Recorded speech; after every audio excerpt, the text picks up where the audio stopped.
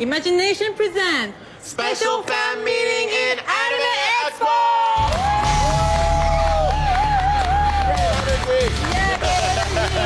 So today we have also a special guest from Anime News Network's CEO and publisher, Mr. Christopher McDonald. Anime News Network is North America's biggest anime introduction site. It offers information on new releases as well as general news and reviews written by its staff.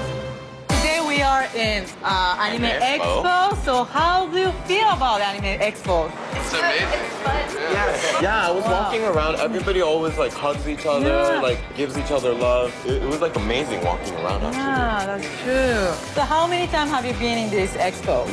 I think this is my fourth. 3, 6, 2, 3, 3, 5, 4, 5. You don't remember? Okay.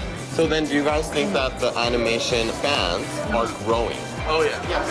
So Mr. Christopher, so how is this year's Anime Expo? This year's Anime Expo, I mean, it's got great programming, lots of guests of honor, and the Great Dealers Room, lots of great panels, concerts by Lisa and Yuki Kajiura. So, I mean, it's really an amazing event, and I love being here.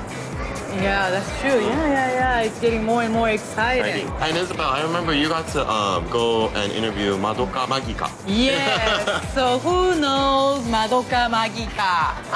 Everybody knows the name. Okay, so who can talk about it? Okay, Ryan. Yeah? Wow, Madoka. This is another spoiler. That was something I did not expect. Like, that story-wise, like... Don't spoil it, I haven't seen it yet. It's like top of my list of recent anime I have to watch. Really? Yes. Madoka, to me, was the best anime. How about the characters and stories? Do you like them? Oh, yeah. The stories are great. The character designs totally fit that genre. And I can't really say anything about the story. I've been meaning to ask because I love certain aspects of Magical World, but every single time I saw like the art for Madoka, I was like, oh, this is too cutesy, and I got over that some time ago. But I actually hear it's a lot darker. How so? Like, what actually constructs it? What makes it different than just hyperactive schoolgirls and candy shops and whatnot? It's actually the spoiler. I can't say anything. So just trust you. Yeah, trust it. Watch it. Okay. I like how they took like the magic The magic thing and then turned it into something else. Yeah. So it's like its own genre. Yeah. I have never seen anything like that in my life. Through all the American animation, I have never seen anybody create this type of world. And you just look at it, you're like fascinated by everything going on in it. And sometimes you even start losing track of the battle itself because the environment is so amazing. Yeah, the battle, the action scene. Yeah. And the story is very deep. Actually, yeah. It has a dark one and bright, shiny, girly ones too. And especially I was focusing on the music too. Yeah, the music was great. And yesterday I went to live concert. Oh, I'm jealous. I'm jealous. Why? I wanted to go. Oh, you couldn't? Why? I didn't get tickets. Oh, yeah. I have to admit, I actually haven't seen either of them. Madoka Magica is really the next show I really want to watch. I prefer to wait till shows are completely out and watch them all at once. But I have a reviewer at ANN, actually one of our most senior reviewers, who's actually quite famous for hating cute shows. And he adores Madoka Magica. It's one of the as far as he's concerned, it's one of the best anime that's ever come out. Reading his reviews just made me need to see this anime. So as soon as I have a few days to sit down and do nothing but watch TV, I'm gonna watch Madoka Magica. Okay. Nice. What is your guys' favorite animation or an animation that's rather new that you guys are looking forward to right now? Then can everybody write it? Okay, then everybody, did you guys write it? Yes. Okay, then can you guys show us? 1, 2, 3, go! Oh, nice. Okay, we have Suzumiya Haruhiya, Season 3, Belfeld, Tiger and Bunny, One Piece, and Belfeld. Okay. Kuroshitsuji. It's interesting, there's a lot of the same titles. Yeah, actually. same titles. Yeah. One Piece. One Piece. Okay, 3 Piece. Okay, so what do you like so much? Oda just does a great job writing a story that continues. It doesn't fall, for you. It's always strong going, and I'm waiting for this movie, and I'm hoping we get a theater release, which I really doubt is gonna happen. But I will love to see when the movie comes out. I want to see it in the theater. Yeah. So why everybody's choosing Japanese anime? One of the biggest, most important reasons is for anime's growth in North America originally was that back in the 90s and earlier half of the last decade, the North American media didn't make enough content for teenagers and young adults. There's the huge variety of content in anime. There's so many more genres and so many more different kinds of stories than you usually find in North American television programming for these demographics, for teenagers and young adults. Yeah, that's true. Yeah. Then, what about you guys? Why do you guys choose the Japanese animations instead of American animation? Yeah. The difference between American animation and Japanese animation is the fluidity of the animation, the movement. It's really stiff in America, and it looks really cheaply done. Sloppy. It's sloppy, and the story isn't as good. It's good, but to a point where it's not as good. I love it when I can watch an anime, even if it's like a high school show, and they're just talking about school life. How about you, DJ? Art. Yeah, I'm that's really art guy, so art opens up your mind, to be creative. And anime, I like the culture. I mean, the art is really different to like American kind of cartoons. So yeah. Unfortunately, in the 80s or 90s, when they were bringing out anime over, they brought over the ones that represented the kind of American feel. So people, when I tell my dad, I'm like, Dad, you need to watch anime. There's stuff that you will care about. There's fishing anime. There's golfing anime. But he's like, no, there's Pokemon, which is fine. Pokemon's great, but it's more than that. It's why Japanese animation is so really popular. America's learning. It's just taking its time. Yeah, wow. Yeah, thank you very much. Yeah, guys, we would love to know more and ask you more questions, but I think it's time. So thank you for coming today. Thank you, Mr. Christopher. Thank you. The fan meeting ends on a real high note. It's been a chance to recognize those who love Japanese pop culture.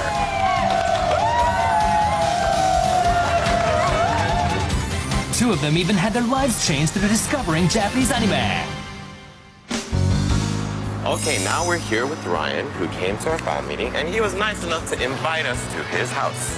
Yeah, so you got my soccer. Oh, nice. Let's go. Ryan took part in our fan meeting and offered to show us his home. As a 16-year-long anime fan, he's put his hobby to good use in his work as a toy designer. So, what is his home like? Oh, Here's my room. whoa. Nice. Of course. It contains over 1,000 figurines. Their total worth, 20 million yen. From Dragon Ball to Evangelion, it's packed to the rafters. Nearly all are Japanese anime characters. This side she's my favorite. She's Suzumiya Haruhi. Ryan's favorite anime characters come from the melancholy of Haruhi Suzumiya. And he's especially fond of Haruhi herself. What's the attraction of Haruhi that was personally so attractive to you? I think it's her short hair, because I like girls with short hair. And I think it's mostly her personality. She's kind of bossy, and that's I don't know. That's attractive. Yeah, tsundere. She's not really tsundere though, so. And she's in between tsundere and yandere. So. Yeah. Tsundere and yandere. Yeah. I have this case. It's weather sealed, so that there's no dust in here. So this is Haruhi. This was actually cheap at the time. It was 120. 120 is cheap? Yeah. Ryan also sleeps in this room. Figurines and a host of posters all over the ceiling surround him. Yeah. And when you... There's so many. Yeah. Did you put this up here because you wanted to look at it when you sleep. Yeah. Well, actually, the reason why I put the wall scrolls up there is because I had no more room on my walls. So I had to figure out a place to stick my other posters, so I stuck it on the ceiling. What is Japanese animation to you? Japanese animation to me is, it's the new form of entertainment, and it's kind of life, I guess. It's like it's the only thing I watch. Like, I can watch like some real action or real life action or whatever, but it doesn't hold my interest anymore. So all I watch is anime. Ryan often visits an anime goods store in LA's Little Tokyo. He showed us around. Samurai, nice. Yeah, it really looks sick on you. So, where are we right now? Where are you taking me? We're in Little Tokyo, and we're gonna go to one of my favorite anime shops right now. Oh, really? Nice. Yeah. I'm so excited. We've arrived at the anime figurine shop, Anime Jungle.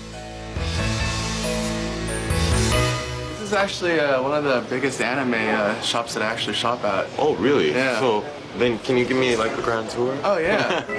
This is actually a new setup that they have. They have like t-shirts, badges, and stuff. Anime Jungle not only has exclusive Japanese figurines, but also a 20,000 item lineup that includes the very latest models that have only just gone on sale in Japan. As it offers treasures that can't be found elsewhere, it's always packed with customers. When we walked in here, it's kind of like we didn't know what the little Tokyo area, and it's amazing so far. We just kind of walk on the market. You get to physically hold it. I think that's the bad thing. Like, I think the last time I bought something online was like a old school Mega Man model, and I thought it was bigger, and then I finally get it, and it was like this big after I was done with it. But at least this year I get to physically see it. So why does Ryan love this shop? In Japan, like they have the UFO catchers. And so over here we don't really have a lot of that here. So they actually sell those individually over here, and it makes it easier because you don't actually have to actually win it. You can just buy it. It's more expensive, but yeah. Yeah, but if you actually want to get it, it costs money. The UFO catchers are really hard. I would like to know, what is this place, Anime Jungle, to you? Oh, wow. Anime Jungle is actually one of the first anime shops that I've actually went to when I moved down to Southern California. It was the biggest one, and it still is, and I keep on going here every time I come here to Little Tokyo. The flagship of Anime Jungle, home for so many anime otaku, is actually in Japan's Nihonbashi district in Osaka. It opened its Los Angeles branch in 2001. 特にコアなファンには、反応はすごく良かったです。秋葉原みたいな街が残念ながらこのアメリカにはまだないですよね。だからまずこのリトル東京からそのような街を作っていきたい。で、その街の発信基地みたいな本当の本物をジャングルから発信していきたいっていうのが。Next, we visited the home of 29-year-old Rachael, who also took part in our fan meeting. Come on in. A receptionist, Rachael has been an anime fan for 14 years. She showed us around her home. It's filled with Sailor Moon items. From mats to cards, her collection is carefully preserved. One thing she's especially careful of is her collection of Sailor Moon manga. She even has the Japanese version stacked in her bookshelf. Like I said, I didn't really need to, because I knew the story so well, I didn't need to know the exact, I didn't need to know Japanese exactly to still enjoy it. There was someone else who translated this, but it didn't really match to the pictures I enjoyed, so I decided to give myself a little bit of a project. I wrote in the translations, and it was a work of love at the time, but then I realized something, that doing that would take forever, and I gave up. It's not only very entertaining, but I found many of my friends through there. In many ways, anime and manga changed my life, and especially Sailor Moon. To cater to the demands of manga fans like Rachael, the number of manga bookstores has been rising in recent years.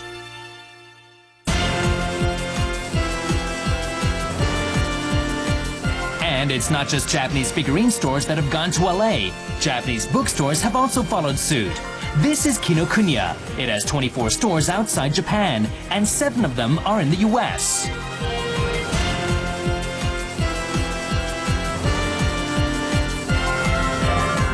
The LA store naturally has books and manga, but also stocks an extraordinary amount of anime goods for a bookstore. Popular products include art books and original sketch collections. There are over 100 art books in stock. No other LA store has so many original anime sketch collections.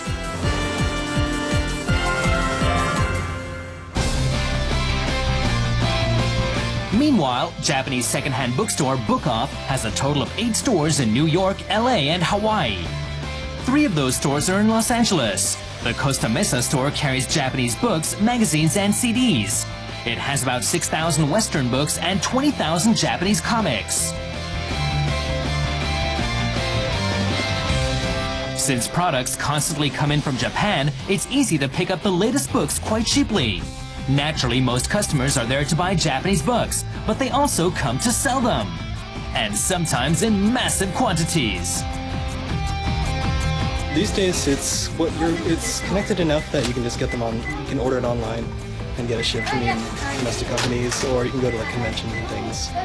But for the most part, yeah, even local scene here is pretty good too. So the main thing is I just like being able to see all the books that didn't occur to me that I wanted. Like I remember reading about a series and then I forget about it, and then I walk around here and I get to see the series again. And I can get a close look at it, and I end up picking up like half the series. The rich anime and manga environment present in LA has led to changes in the Anime Expo.